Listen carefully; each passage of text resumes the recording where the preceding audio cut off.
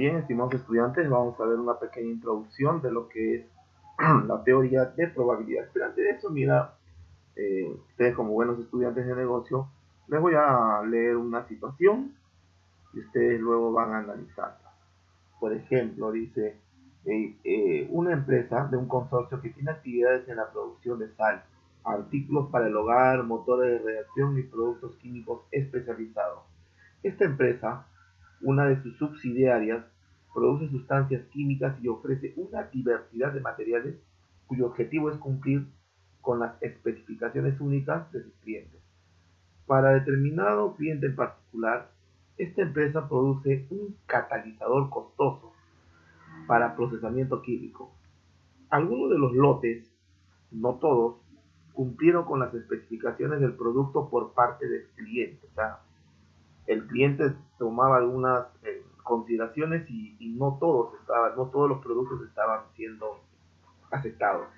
Este cliente convino en probar cada lote después de recibirlo. Y es obvio, ¿no? Para ver si hay productos buenos o malos. Justamente para determinar si este catalizador funcionaría bien o no.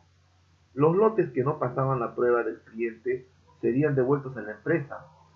Y con el paso del tiempo, esta empresa determinó que el cliente aceptaba el 60% de los lotes y regresaba el 40%. Ahora, esto en términos de probabilidad, estamos hablando de porcentaje, significa que cada embarque que la empresa enviaba al cliente tenía una probabilidad, hablamos de porcentaje, teníamos una probabilidad del 60% de ser aceptado y uno del 40% de ser rechazado.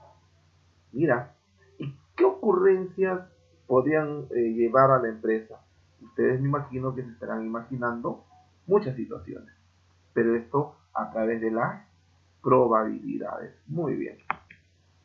Entonces, en este ejercicio vamos a ver un ejemplo, un caso así rápido para poder explicarles lo que es el concepto de probabilidades. Muy bien.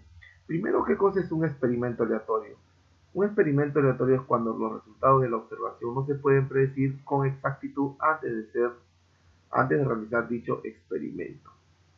Por ejemplo, el número de estudiantes en la carrera de Ingeniería de Sistemas es determinístico porque nosotros podemos decir con seguridad cuánto es la cantidad de estudiantes. Sin embargo, cuando yo lanzo un dado y observo el número que aparece en la cara superior, en este caso yo no puedo predecir con seguridad, por lo tanto se llama aleatorio. Entonces, si se predice con seguridad, se llama determinístico. Y si no se puede predecir con seguridad, se llama aleatorio. Muy importante. Básicamente, en la teoría de probabilidad se va a trabajar con los experimentos aleatorios. Ahora, imagínate, realizamos el experimento de lanzar un dado al aire. Bueno, todos conocemos un dado. Y cuando nosotros lanzamos un dado, tenemos varios sucesos o eventos elementales. ¿Y cuáles son esos sucesos o eventos elementales? Es que cuando yo lance una de las caras resulte 1, 2, 3, 4, 5 o en todo caso 6. Ahora, sin embargo, si nosotros contamos o describimos todos los elementos posibles de este espacio muestral, entonces, o a todos estos elementos se le conoce como el espacio muestral.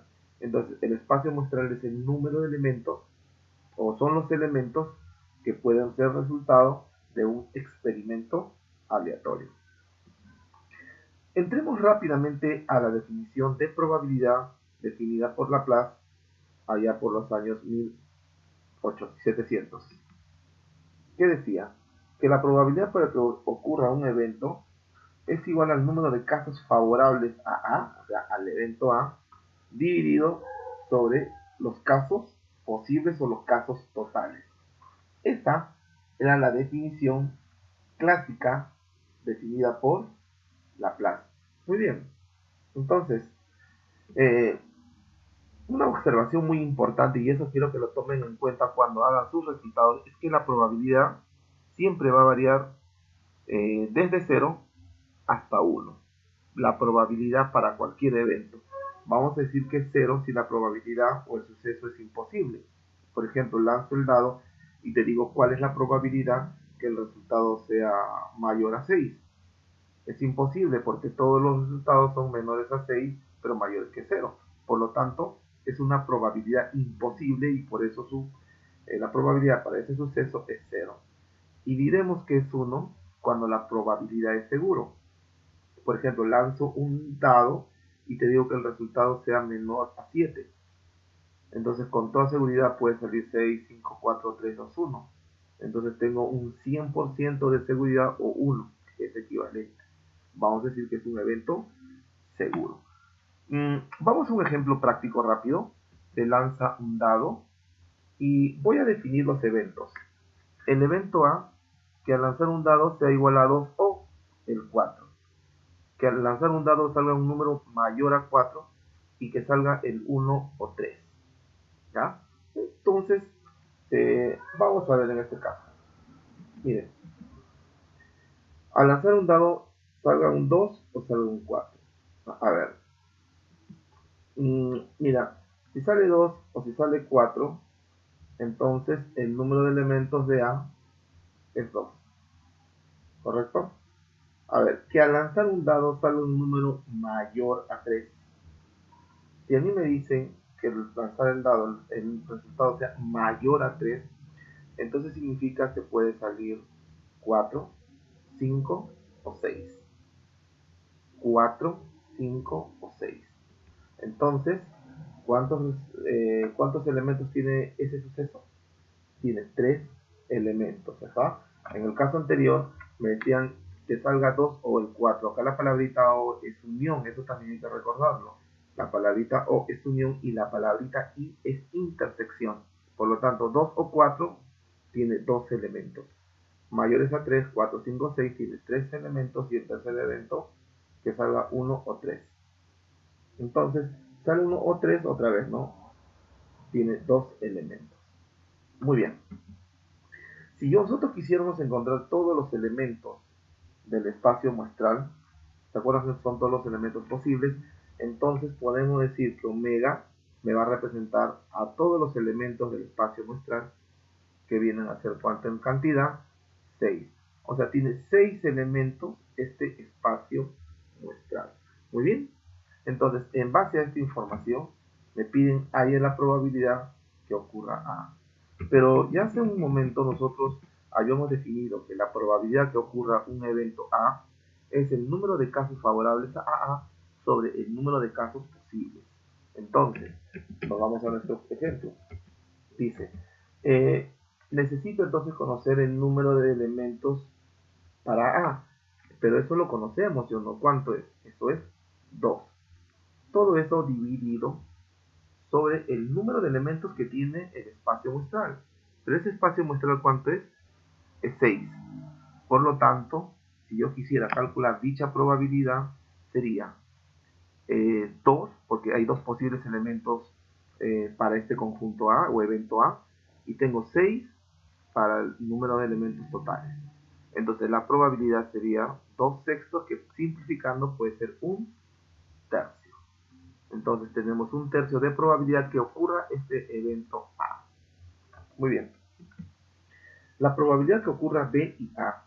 Pero, muchachos, aquí otra vez entramos con una palabrita bastante clave, diría yo, que es la palabrita I. Pero hace un momento mencioné que la palabrita O representaba unión. Y la palabrita I representa la intersección. Por lo tanto, si a mí me dicen la probabilidad que ocurra B y A, significa que estos dos eventos deben ocurrir de manera simultánea. Entonces, vamos a nuestro ejemplo y decimos entre A y B, ¿cuál es el único elemento en común? 4, o sea, solo tiene un elemento en común, pero eso dividido sobre el número de elementos del espacio total, que ¿cuánto es? 6. Entonces decimos aquí, el número de elementos de la intersección solo es 4, el número de elementos es 1, porque solo hay un elemento que es el 4, y luego calculo su probabilidad. Y la probabilidad en este caso sería pues 1, porque hay un solo elemento, y 6 porque es 6 el total de elementos del espacio muestral. Entonces, esta probabilidad viene a ser un sexto. Muy bien. La probabilidad de que ocurra B o A. B o A. Pero aquí otra vez, mira, entramos a la palabrita O. Pero la palabrita O representa unión.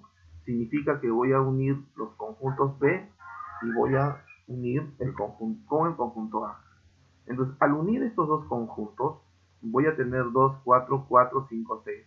Ajá, se está repitiendo dos veces el 4, pero en conjuntos, cuando hay dos elementos repetidos, solo se cuenta una sola vez.